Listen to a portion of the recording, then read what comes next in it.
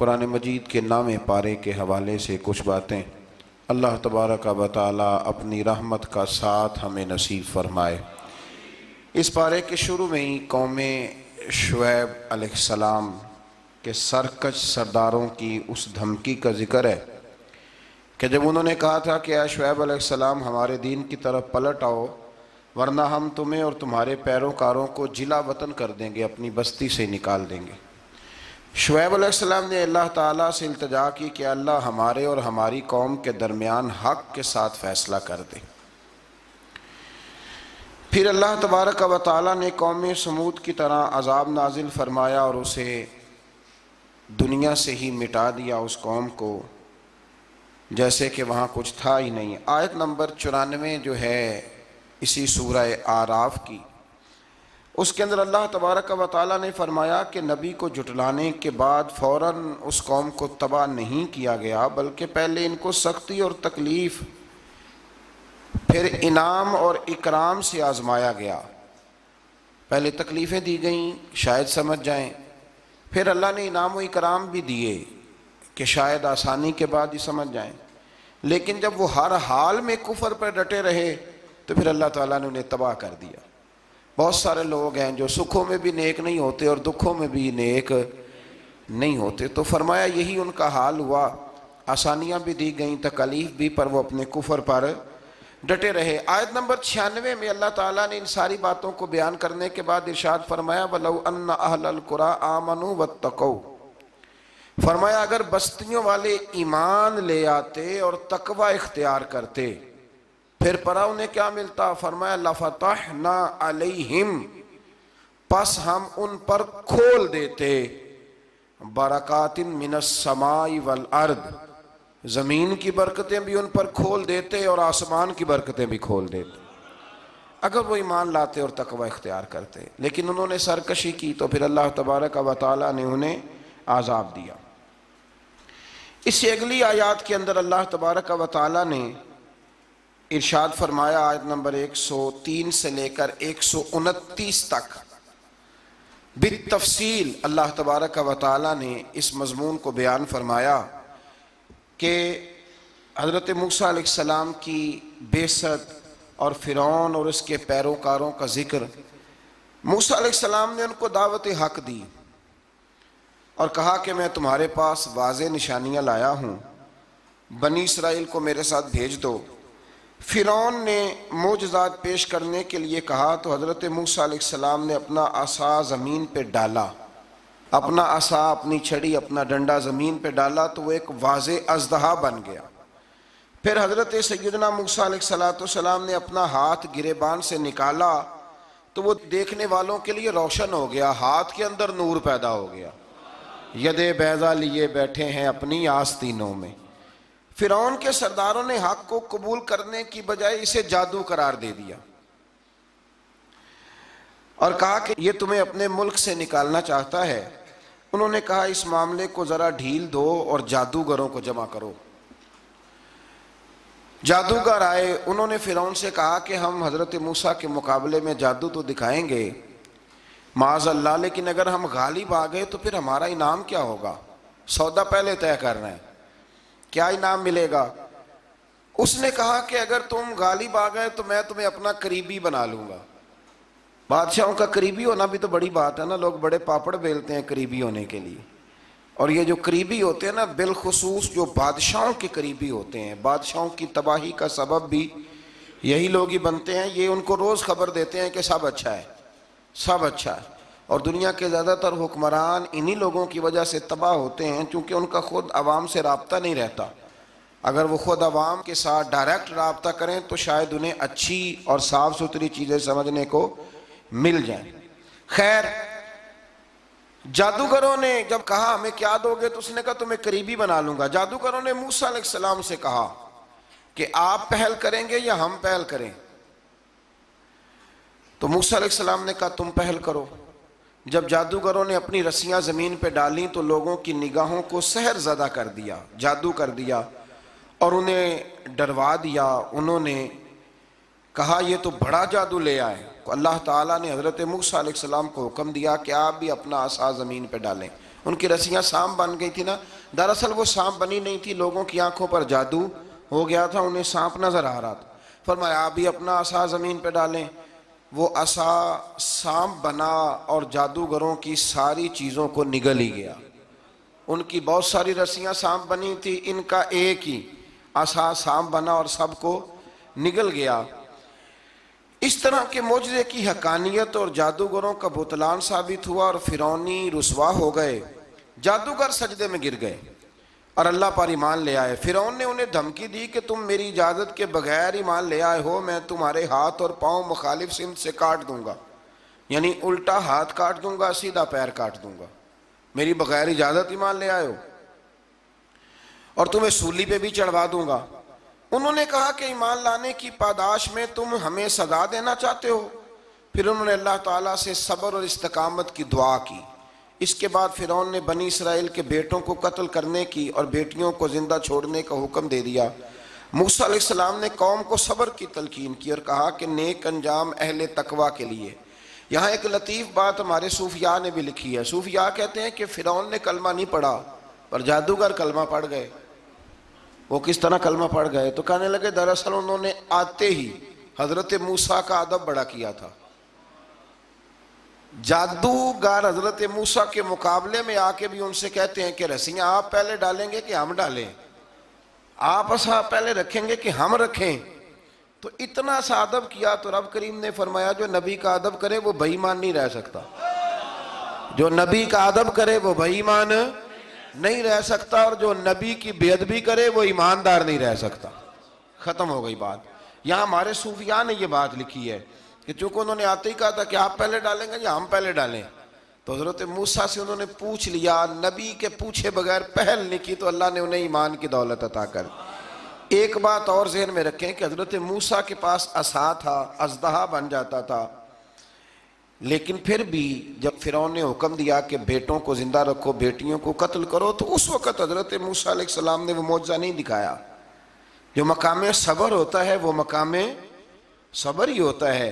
اگر موسیٰ علیہ السلام کی نافرمان قوم کے لیے پتھروں سے پانی نکل سکتا تھا تو میدان کربلا میں رسول اللہ کی اولاد کے لیے بھی نکل سکتا تھا، میرے کریم محبوب علیہ السلام کے خاندان کے لیے بھی نکل سکتا تھا۔ ہر جگہ معجزہ دکھانے کے نہیں ہوتی، کچھ مقام صبر بھی ہوتے ہیں۔ تو یہاں حضرت موسیٰ نے اپنی قوم کو صبر کرنے کی تلقین کی۔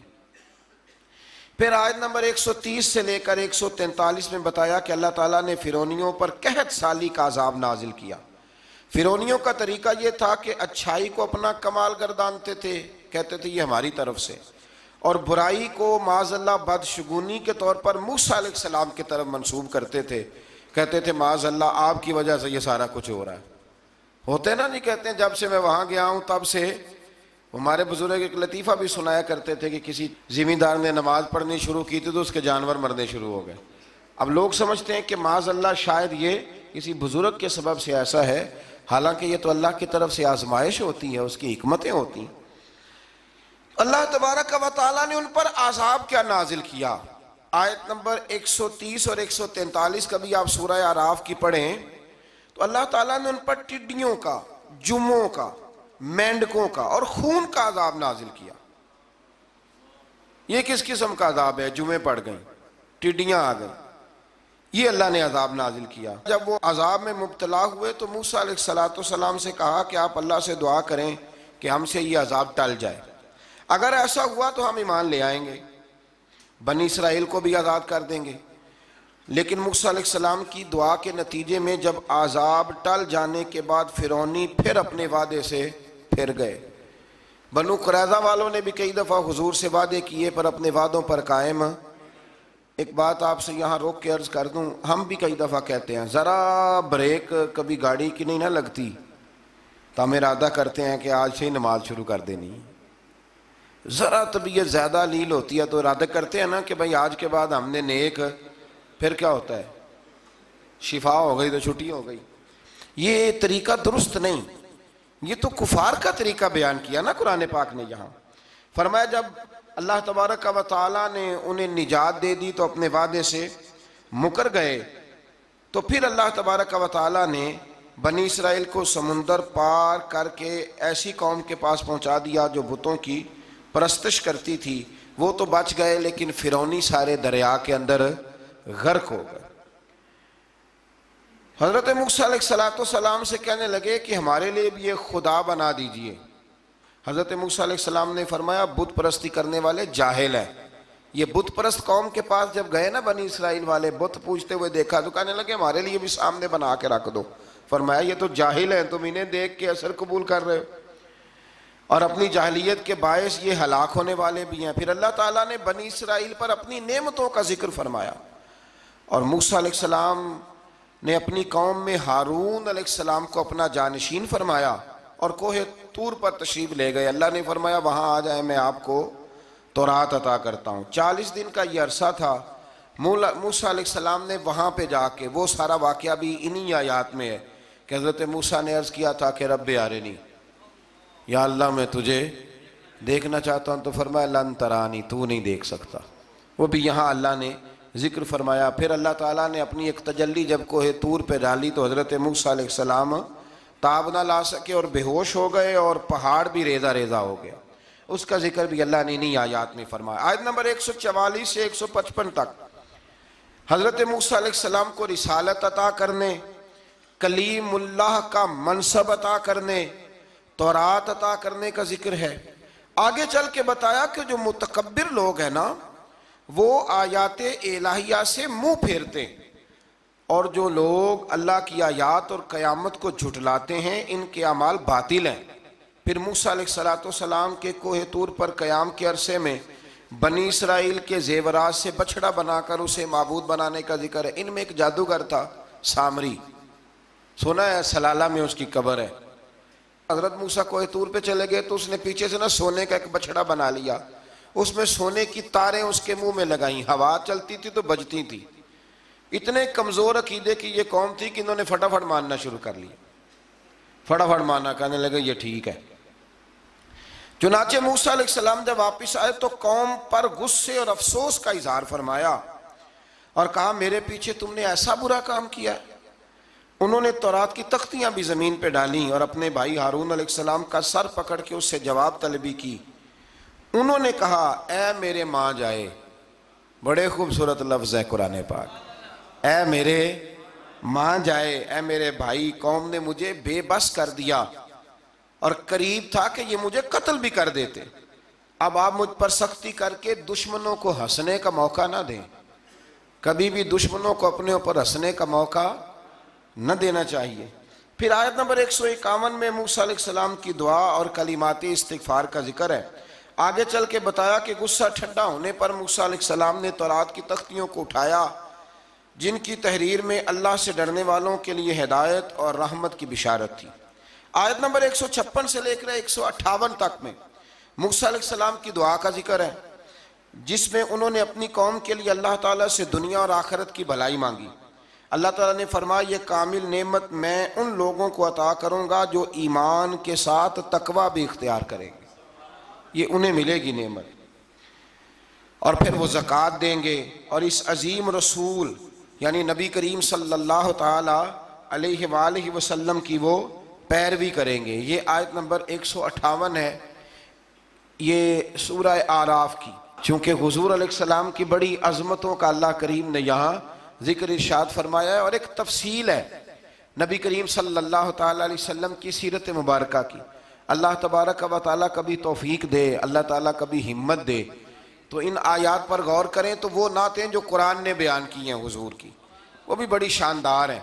قرآن مجید میں اللہ کریم نے فرمایا جو لوگ پیروی کریں گے اس رسول کی جو بغیر پڑھے ہوئے دنیا میں آئے ہیں، دنیا میں آ کے کسی سے پڑھا بے پڑھے رسول کی جو پیروی کریں گے۔ کون سے رسول؟ الذی یجدونہ مکتوبا عندہم فی التوراۃ والانجیل، فرمایا یہ وہ رسول ہے جن کو لکھا ہوا تورات میں بھی پائیں گے اور انجیل میں بھی پائیں گے ان کی شانیں۔ وہ نبی کیا کریں گے؟ یأمرہم بالمعروف وینہاہم عن المنکر، وہ انہیں نیکی کا حکم کرتا ہے اور برائی سے منع فرماتا ہے۔ ویحل لہم الطیبات، اور نبی پاک ان پر حلال چیزوں کو، پاک چیزوں کو حلال کرتے ہیں اور گندی چیزوں کو ان پر حرام کرتے ہیں۔ حلال حرام کا اختیار اللہ نے رسول پاک کو بھی عطا فرمایا ہے۔ حضور کو بھی اللہ نے اختیار دیا، اسی لیے تو حضور کسی کو کہہ دیتے تھے چل تو نہ 5 نہ پڑھنا تو 2 ہی پڑھ لینا۔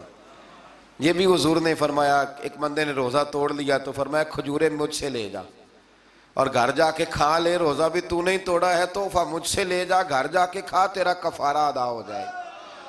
نبی پاک صلی اللہ علیہ وسلم نے بڑی ساری جگہوں پہ اس اختیار کو، تو قرآن مجید نے کہا وَيُحِلُّ لَهُمُ الطَّيِّبَاتِ، پاک جتنی چیزیں پاک تھیں وہ میرے نبی نے تم پر حلال کر دی، وَيُحَرِّمُ عَلَيْهِمُ الْخَبَائِثِ، اور جو گندی چیزیں تھیں ناپاک تھیں وہ نبی پاک نے تم پر حرام کی ہیں، جو پہلے ہی ٹھیک نہیں تھی وہ حضور نے حرام فرمائی۔ اور پھر بڑے خوبصورت لفظ ہیں، اگر آپ جاگ کے سنیں تو فرمایا وَيَدَعُ عَنْهُمْ، اور وہ ان پر سے اتارتے ہیں، اِسْرَهُمْ وَالْأَغْلَالَ الَّتِي كَانَتْ عَلَيْهِمْ، فرمایا نبی پاک ان سے ان کا بوجھ اتارتے ہیں اور کاٹتے ہیں وہ زنجیریں جن میں یہ لوگ جکڑے ہوئے تھے، غلامی کی زنجیریں، سخت ترین احکام کی زنجیریں۔ فرمایا میرے رسول تو دنیا میں زنجیریں کاٹنے کے لیے آئے، حضور نے لوگوں کی زنجیریں کاٹ دی۔ فرمایا فَالَّذِينَ آمَنُوا بِهِ وَعَزَّرُوهُ وَنَصَرُوهُ، فرمایا جو لوگ اس نبی پر ایمان لائیں گے، ان کی تعظیم کریں گے، ان کے دین کی مدد کریں گے، وَاتَّبَعُوا النُّورَ الَّذِي أُنزِلَ مَعَهُ، اور اس نور کی پیروی کریں گے جو ہم نے نبی پاک کے ساتھ اتارا ہے۔ وہ کیا ہے؟ حضور کے ساتھ کیا اترا ہے؟ قرآن مجید۔ فرمایا جو اس کی پیروی کریں گے اولئک ھم المفلحون، یہی لوگ ہیں کامیاب ہونے والے۔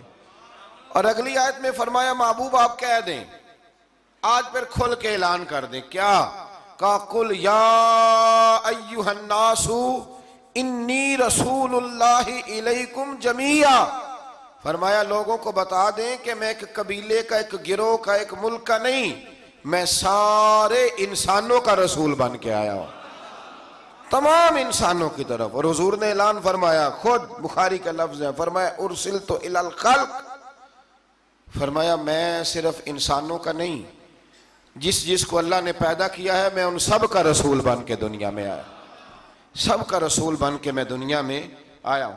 تو ان آیات کے اندر اللہ تبارک و تعالیٰ نے رسول کریم علیہ السلام کی ان ساری عظمتوں کو بیان فرمایا۔ آیت نمبر 160 میں موسیٰ علیہ السلام کے پتھر پر ضرب لگانے اور ان کے قوم کے 12 قبیلوں کے لیے 12 چشمے جاری ہونے کے معجزے، اور پھر بادل کے سایہ کرنے والا معجزہ، من اور سلوہ کے اترنے کا بیان بھی فرمایا، اور اس کے بعد اس امر کا بیان بھی فرمایا کہ بنی اسرائیل کو حکم ہوا کہ معافی مانگتے ہوئے اور سجدہ کرتے ہوئے بیت المقدس میں داخل ہو جاؤ، مگر انہوں نے اس مسئلے میں بھی تحریف کر دی، اس کو بھی بدل دیا۔ مزید بتایا کہ سمندر کے کنارے جو ایک بستی تھی، انہیں ہفتے کے دن وہاں مچھلیاں پکڑنے سے منع کیا گیا تھا، مگر انہوں نے اللہ کے حکم کی نافرمانی کی، سوائے ایک گروہ کے۔ بنی اسرائیل کی نافرمانیوں کے باعث اللہ نے ان کی صورتوں کو بدل دیا، اللہ نے انہیں۔ ایک شخص نے ایک بزرگ سے پوچھا کہ نبی پاک علیہ السلام کی رحمت سے ہمیں کیا ملا ہے؟ معاذ اللہ، اگر میں ابھی پوچھوں کہ حضور کی رحمت سے کیا ملا ہے، تو بزرگ کہنے لگے کہ اس طرح کر، شام کو گھر جانا اور آئینے کے آگے کھڑے ہونا اور اپنے پچھلی زندگی کے سارے اعمال دیکھنا اور پھر اپنا چہرہ دیکھنا، اگر بدلا نہیں نا تو سمجھ لے میرے رسول کی رحمت سے حصہ ملا ہوا ہے، تجھے میرے کریم محبوب کی رحمت سے حصہ ملا ہوا ہے۔ ورنہ وہ نافرمانی کرتے تھے تو ان کے چہرے بدل جاتے تھے، دروازوں پہ لکھا جاتا تھا۔ سنگیوں بتاؤ نا، اگر آج بھی یہ حال ہو تو کون کسی کو منہ دکھانے کے قابل رہ جائے؟ کون کسی کو منہ دکھانے؟ دعا فرمائیں اللہ محبوب کی غلامی میں ہمیں پختگی نصیب فرمائے۔ پھر اللہ تبارک و تعالیٰ نے آیت نمبر 168 میں اور 167 میں یہود کے برے اعمال کا سبب ان کی جمعیت کے منتشر ہونے اور ان پر جابر لوگوں کے مسلط ہونے کا ذکر فرمایا۔ بعد والی آیات میں ان کے برے جانشینوں کا ذکر کیا جو رشوت لے کر اللہ تعالیٰ کی آیات میں رد و بدل کر دیتے تھے۔ ان سب برائیوں کے باوجود اس مغالطے اور خود فریبی کا شکار تھے کہ وہ بخشے جائیں گے۔ اللہ اکبر۔ اللہ تعالیٰ نے فرمایا کہ آخرت کا گھر صرف متقیوں کے لیے اور اللہ کے فرما بردار بندوں کے لیے۔ آیت نمبر 172 میں اس امر کا بیان ہے کہ اللہ تعالیٰ نے بنی آدم کی ارواح کو ایک جگہ پہ جمع کیا تھا اور جمع کر کے پوچھا الستو بربکم، کیا میں تمہارا رب نہیں؟ تو سب نے بیک زبان کہا قالوا بلا، ہاں مالک تو ہی ہمارا رب ہے۔ وہاں گواہی دی اور یہاں آ کے مکر گئے، وہاں گواہی دی اور یہاں مکر گئے۔ تو ہمارے بزرگوں نے لکھا ہے اس وقت بھی سب سے پہلے جس روح نے گواہی دی وہ میرے اور آپ کے پیارے رسول کی روح ہے مبارک، سب سے پہلے۔ اور حضور نے فرمایا جو روحیں وہاں ایک دوسرے کو جانتی تھی وہ یہاں بھی ایک دوسرے کو۔ داتا گنج بخش علی اجویری رحمت اللہ لکھا ہے کہ حضرت حرم بن حیان کہتے ہیں میرا میں حضرت اویس کرنی سے ملوں، تو کہتے ہیں میں ان کے پیچھے یمن گیا تو وہ یمن سے مکے چلے گئے، میں مکے گیا تو وہ مدینے آ گئے، میں مدینے گیا تو وہ مصر چلے گئے، وہاں سے وہ پھر یمن آ گئے۔ بالآخر میں نے نہر فرات کے کنارے انہیں دیکھ ہی لیا، وضو کر رہے تھے، میں نے ان کو سلام لیا تو میرا ارادہ تھا سلام کے بعد پوچھوں گا کہ آپ ہی اویس کرنی ہے؟ کہتے میں نے السلام علیکم کہا تو وضو سے فارغ ہو کر کہنے لگے وعلیکم السلام یا حرم بن حیان۔ تو میں نے کہا حضور آپ مجھے کیسے جانتے ہیں؟ میں تو پہلی دفعہ ملا ہوں۔ کہنے لگے میں اویس کرنی ہوں، تو حرم بن حیان ہے، میں تجھے جانتا ہوں۔ کہا حضور کس طرح؟ فرمایا عارف تو روحی من روحی کا، میری روح تیری روح کی واقف ہے، میری روح تیری روح کی کن فیکون تے کل دی گل لے۔ وہ درویش نے کہا تھا نا کن فیکون تے کل دی گل لے، اسی اگے پریت رلائی۔ ہمارا تو پرانا جرانہ ہے بھائی، کن فیکون تے کل دی گل لے۔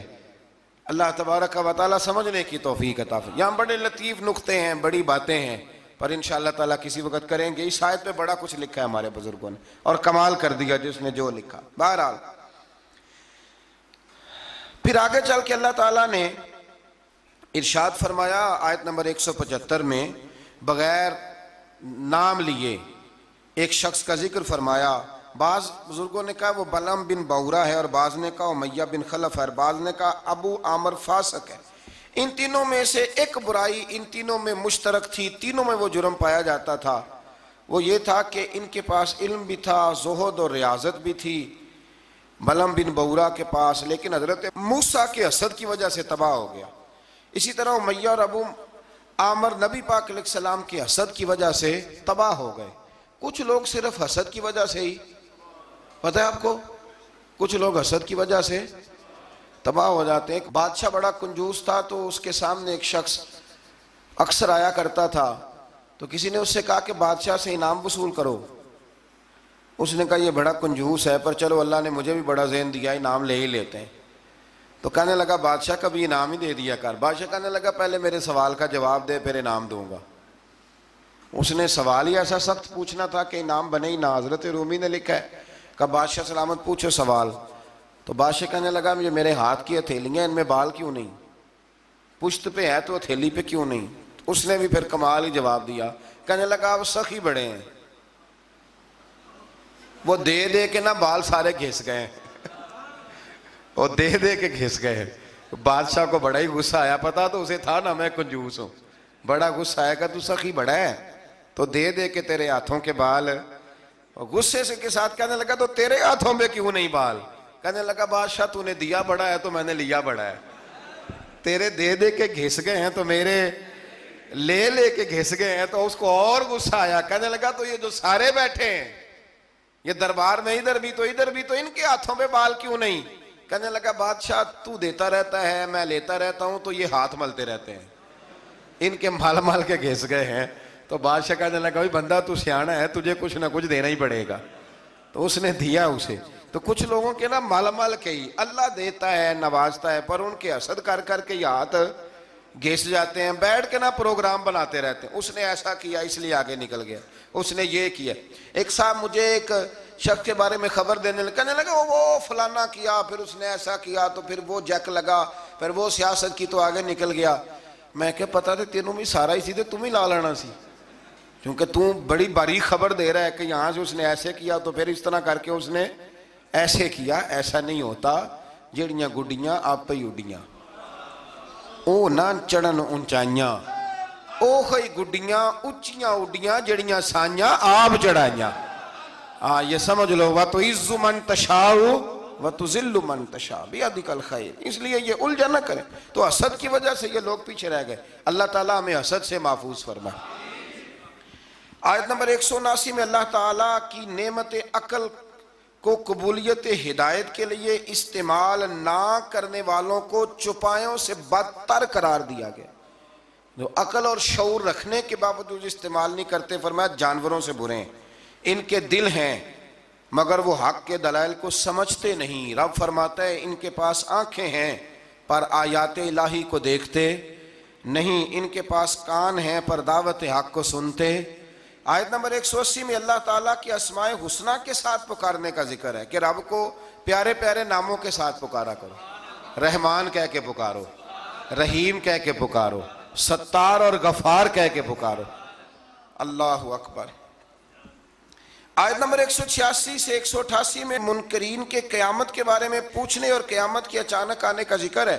رسول اللہ صلی اللہ علیہ وسلم کو بارگاہ ربوبیت میں عجز و نیاز کی تعلیم دیتے ہوئے فرمایا کہ اے محبوب آپ یہ کہہ دیں کہ میں اپنی ذات کے لیے خود سے کسی نفع اور نقصان کا مالک نہیں ہوں مگر جو اللہ چاہے، اور اگر میں اپنی ذات سے غیب کو جانتا تو میں از خود خیر کثیر جمع کر لیتا اور مجھے کوئی تکلیف نہ پہنچتی۔ یعنی غیب کے علوم اور ساری نعمتیں رب ہی عطا کرتا ہے، رب ہی عطا کرتا ہے، اور کبھی بھی کوئی تکلیف پہنچے تو اس کی قضاء و قدر سے پہنچتی ہے، یہ اللہ کی قدرت ہوتی ہے۔ اگر کبھی کسی کو کوئی تکلیف، زیادہ تر تکلیفیں اس کے پیاروں کو پہنچتی ہیں، مطلب یہ تو نہیں نا کہ وہ ناراض ہے، اس میں کوئی اس کی حکمت ہے۔ آیت نمبر 199 اور 190 میں بتایا کہ تمام بنی آدم کو ایک جان حضرت آدم علیہ السلام سے پیدا کیا ہے اور اسی سے اس کا جوڑا بھی بنایا تاکہ وہ اس سے سکون حاصل کریں، اور جب بیوی امید سے ہو تو میاں بیوی تندرست لڑکے کی دعا کرتے ہیں اور شکر ادا کرنے کا اقرار کرتے ہیں، لیکن جب اللہ تعالیٰ ان کو عطا کرتا ہے تو یہ لوگ اس کے ساتھ شریک بنا لیتے ہیں۔ اس کے بعد والی آیات میں کفار کے معبودان باطل کے عجز، کمزوریوں اور احتیاج کا ذکر فرمایا۔ دیکھیں نا آپ، جب تک تو بچہ پیدا نہیں ہوتا تو دعائیں ہوتی رہتی ہیں، اور جب پیدا ہو جاتا ہے تو پھر ڈھول بجنے شروع ہو جاتے ہیں۔ کئی دفعہ دل کرتا ہے پوچھنے کو کہ یار یہ تمہیں اللہ تعالیٰ نے دیا ہے نا، تو چاہیے تو یہ تھا کہ بچہ پیدا ہوتے ہی سجدے میں گر جاتے۔ اگرچہ یہ طریقہ کفار کا بیان کیا یہاں، لیکن مسلمانوں کی تعلیم کے لیے بیان ہو رہا ہے۔ اکثر بھائی میں نے 6 من مٹھائی بانٹ ڈالی، اتنا میں نے کیا، تو بھائی نفل کتنے پڑے، اس پر کوئی توجہ نہیں ہے۔ اسی طرح کا ہمارا معاملہ یہ ہے کہ جب تک تو کوئی بندہ بیمار رہتا ہے تو دعائیں چلتی رہتی ہیں، اور تندرست ہو کے آ جائے تو اب وہ بھول جاتا ہے۔ اللہ تبارک و تعالی ہمیں ہر حال میں اپنی یاد کی توفیق عطا فرمائے۔ آیت نمبر 194 میں مشرکوں کے معبودان باطلہ کے بارے میں بتایا کہ وہ تمہاری ہی طرح مخلوق ہیں جن کو تم پوجتے ہو، اور آنکھ، کان، ہاتھ اور پاؤں کی نعمت سے بھی محروم ہے، یعنی وہ خود ہی عاجز اور بے بس ہیں، کسی کو نفع یا نقصان پہنچانے پہ قادر نہیں ہیں، یہ چیزیں اللہ تعالیٰ کے اختیار میں۔ آیت نمبر 199 میں اخلاق حسنہ کی جامع ترین تعریف اللہ تعالیٰ نے سرکار دو عالم صلی اللہ علیہ وسلم سے فرمایا، جو قصوروار معذرت طلب کرتے ہوئے آپ کے پاس آئے اسے معاف کر دیجئے۔ محبوب جو معافی مانگے اسے معاف کر دیجئے، اچھی باتوں اور نیک کاموں کا حکم دیجئے، اور ناسمجھ لوگوں سے الجھنے کی بجائے رخ انور پھیر لیجئے، اور اگر شیطان وسوسہ اندوزی کرے تو اعوذ باللہ پڑھیے، اللہ کے ذکر سے شیطان کے شر سے پناہ حاصل ہو جائے گی۔ یعنی جھگڑا نہیں کرنا، اعوذ باللہ پڑھ لینی، خود بخود شیطان بھاگ جائے گا۔ سورہ اعراف کے آخر میں آیت نمبر 204 میں اللہ نے فرمایا، جب قرآن پڑھا جائے تو غور سے سنو اور خاموش رہو تاکہ تم پر رحم کیا جائے۔ اللہ تبارک و تعالیٰ توفیق عطا کرے۔ آگے سورہ انفال شروع ہو جاتی ہے اسی پارے کے آخر میں۔ یہ سورہ انفال جو ہے یہ مدنی سورت ہے، اور عربی زبان میں انفال کہتے ہیں مال غنیمت کو۔ تو اس میں چونکہ مال غنیمت کا بیان ہے، اور اس کے ساتھ ساتھ اللہ تبارک و تعالیٰ نے اس میں جنگ بدر کے احوال کو، واقعات کو بڑی تفصیل سے بیان کیا۔ اس کی آیت نمبر 2 سے کامل مومنوں کی صفات بیان کی گئی ہیں۔ اس میں اللہ تعالیٰ نے فرمایا کہ جو کامل مومن ہیں وہ اللہ تعالیٰ سے ڈرتے ہیں، آیات الہی سن کر ان کے ایمان کو تقویت ملتی ہے۔ وَإِذَا تُلِيَتْ عَلَيْهِمْ آیاتُهُ زَادَتْهُمْ ایمانا، جب اللہ کی آیتیں پڑھی جاتی ہیں تو ان کے ایمان بڑھتا ہے، یعنی ان کے ایمان میں پختگی آ جاتی ہے۔ فرمایا وہ اپنے رب پر بھروسہ بھی کرتے ہیں، نماز بھی قائم کرتے ہیں، زکوٰۃ بھی ادا کرتے ہیں۔ فرمایا یہ ہیں جو سچے پکے مومن ہیں۔ پہلے فرمایا کہ اللہ سے ڈرتے ہیں، پھر فرمایا جب قرآن پڑھا جائے تو ایمان مضبوط ہوتا ہے، پھر فرمایا اپنے رب پہ بھروسہ کرتے ہیں، پھر فرمایا نماز قائم کرتے ہیں، پھر فرمایا زکوٰۃ۔ یہ کون ہے؟ یہ پکے مومن۔ آیت نمبر 5 میں فرمایا کچھ لوگ جہاد کے لیے دل و جان سے آمادہ نہ تھے، اندر سے پروگرام نہیں تھا، اور مجاہدین کی خواہش یہ تھی کہ ابو جہل کی قیادت میں مشرکین مکہ کے مسلح اور منظم لشکر کی بجائے ابو سفیان کا وہ جو تجارتی قافلہ ہے اس سے ٹکراؤ ہو جائے۔ اللہ تعالیٰ نے مشرکین مکہ سے تصادم کو مقدر فرمایا تاکہ حق کی حقانیت اور غلبہ ثابت ہو جائے۔ اگرچہ کچھ لوگوں کا ارادہ یہی تھا کہ جنگ بدر میں ابو جہل کے لشکر سے ٹکرانا، آپ کو پتہ ہے نا کہ ابو سفیان قافلہ لے کے آ رہا تھا، اس کے لیے مسلمان نکلے تھے، وہ تو بچ کے نکل گیا، پھر ابو جہل 1000 کا لشکر لے کے آ گیا۔ تو اللہ فرماتے ہیں کہ اللہ نے اس لیے تمہارا ان سے مقابلہ کرایا تاکہ اللہ حق کو واضح کر دے۔ آیت نمبر 9 سے لے کر 24 تک بتایا گیا ہے کہ اللہ تعالیٰ نے بدر میں مجاہدین کے اطمینان قلب کے لیے اور فتح کی بشارت کے طور پر فرشتے نصرت کے لیے بھیجے۔ فرشتے آئے مدد کرنے کے لیے۔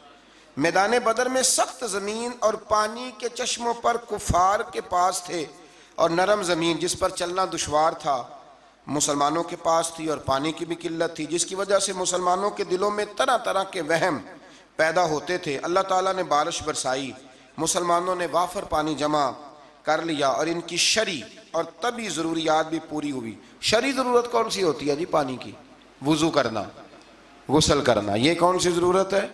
اور طبی ہے کہ پانی کا پینا۔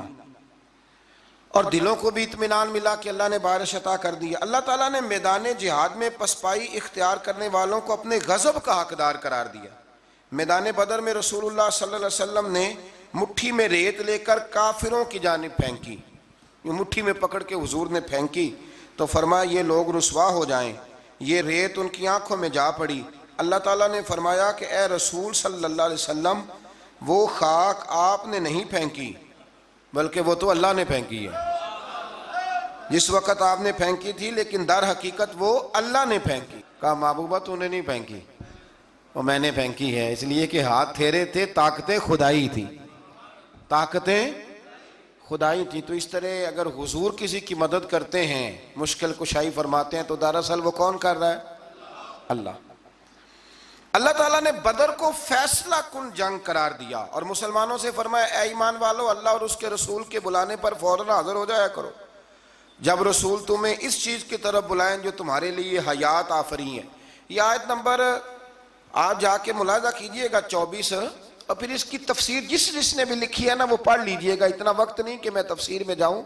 جب بھی اللہ رسول بلائیں فوراً حاضر ہو جاؤ۔ حالانکہ اللہ تو بلاتا ہی نہیں، بلایا کون کرتے تھے؟ نبی کریم علیہ السلام۔ حضرت سعید بن معلہ رضی اللہ تعالیٰ عنہ کہتے ہیں میں نماز پڑھ رہا تھا تو حضور نے بلایا، میں جلدی سے نماز پڑھ کے فارغ ہو کے حاضر ہوا تو حضور نے فرمایا میں نے بلایا تو آیا کیوں نہیں؟ عرض کی حضور نماز پڑھ رہا تھا، اور میں نماز پڑھتا تو قرآن نہیں پڑھتا؟ سورہ انفال میں رب فرماتا ہے جب میرا رسول بلائے فوراً حاضر ہو جایا کرو، یعنی معنی یہ کہ نماز توڑ کے آنا چاہیے تھا۔ یہاں میرے اعلیٰ حضرت نے لکھا ہے حضور بلائے تو نماز چھوڑ کے چلا جا، اور واپس آ کے نا جہاں سے چھوڑی تھی وہیں سے شروع کر لے، سجدہ صاحب کی بھی ضرورت نہیں، تو نماز مکمل کر لے۔ جتنی دیر تو مصطفیٰ کی بارگاہ میں حاضر تھا سمجھ لے میں رب کی عبادت میں ہی موجود تھا۔ ہاں اسی لیے اقبال نے کہا تھا اذان تو ازل سے تیرے عشق کا ترانہ بنی، اور نماز تو اس کے نظارے کا ایک بہانہ بنی، اور ادائے دید سراپا نیاز تھی تیری، بس کسی کو دیکھتے رہنا نماز تھی تیری۔ ادائے دید سراپا نیاز تھی تیری، اور کسی کو دیکھتے رہنا یہ نماز تھی تیری۔ آیت نمبر 25 میں فرمایا یہ مت سمجھنا کہ ظالموں کے فتنے کا وبال صرف ان لوگوں تک محدود رہے گا اگر عمل بالمعروف اور نہیں عن المنکر کا عمل رک گیا تو اس کے اثرات باقی معاشرے کو بھی بھگتنے پڑیں گے۔ یہ آیت نمبر 25 ہے۔ اگر نیکی کا حکم دینا چھوڑ دیا جائے، برائی سے منع کرنا چھوڑ دیا جائے، تو اس کا وبال صرف ان لوگوں پہ نہیں پڑتا، سارے معاشرے پہ پڑتا ہے۔ لوگ سمجھتے ہیں کہ ان درسوں کی، ان تقریروں کی، ان وعظوں کی کوئی اہمیت نہیں، یہ پڑھو رب کا قرآن۔ رب فرماتا ہے کہ اگر تم یہ کام چھوڑ دو گے تو ساری قوم وبال میں آ جائے گی۔ یہ تو فرض کفایہ ادا ہوتا ہے، بڑے سارے لوگوں کی طرف سے یہ معاملہ، یہ قرآن پڑھ رہا ہوں، قرآن پاک واضح آیات میں یہ حکم ہے۔ لوگ کہتے ہیں جی اتنا سال ہو گئے درس دیتے، پھر لوگ بدلے کیوں نہیں؟ تو میں نے کہا ہمارے ذمہ اذان پڑھنا ہے، بندوق لے کے لوگوں کو لانا نہیں۔ ہم اذان دیتے رہیں گے، پھر جسے اللہ توفیق دے گا وہ انشاءاللہ نماز بھی پڑھ ہی لے گا۔ مؤذن کی ڈیوٹی ہے کہ وہ اذان پڑھے، اس کی یہ ڈیوٹی نہیں کہ بندوق لے کے جائے اور لوگوں کو گھروں سے نکال کے لائے۔ آیت نمبر 26 میں ہجرت سے پہلے مسلمانوں کی بے بسی اور بعد میں اللہ کی مدد سے مضبوط ہونے اور اس نعمت پر اللہ کا شکر ادا کرنے کا بیان ہے۔ مزید فرمایا کہ اللہ اور اس کے رسول سے خیانت نہ کرو، یا ایھا الذین آمنوا لا تخونوا اللہ والرسول، فرمایا اللہ اور اس کے رسول سے خیانت، یہ آیت نمبر 27 ہے۔ اور فرمایا اپنی امانتوں میں بھی خیانت نہ کرو اگرچہ تم جانتے ہو۔ اللہ رسول سے خیانت کیا ہوتی ہے؟ تو اس آیت کے تحت حضرت عبداللہ ابن عباس فرمایا کرتے تھے جس نے فرض چھوڑے اس نے اللہ سے خیانت کی، اور جس نے سنت کو چھوڑا اس نے نبی پاک سے خیانت کی۔ اللہ تعالیٰ فرض ادا کرنے کی بھی توفیق دے اور مصطفیٰ کی سنت کا پیار بھی عطا فرمائے۔ آیت نمبر 30 میں ہجرت کے موقع پر مشرکین مکہ نے اپنی پارلیمنٹ میں، دار الندوہ جو ان کی پارلیمنٹ تھی جس میں وہ بیٹھتے تھے، رسول اللہ صلی اللہ علیہ وسلم کے بارے میں وہاں بیٹھ کے جو مشاورت کی تھی اس کے احوال اللہ نے بیان کرتے ہوئے فرمایا اس وقت کو یاد کرو جب کافر آپ کے خلاف سازشیں کر رہے تھے تاکہ آپ کو قید کریں یا معاذ اللہ ثم معاذ اللہ قتل کریں یا جلا وطن کریں۔ کیا خوبصورت انداز ہے۔ رب فرماتا ہے وہ اپنی سازشوں میں لگے ہوئے تھے اور اللہ تعالیٰ اپنی خفیہ تدبیر فرما رہا تھا، اور اللہ بہترین تدبیر کرنے والا ہے۔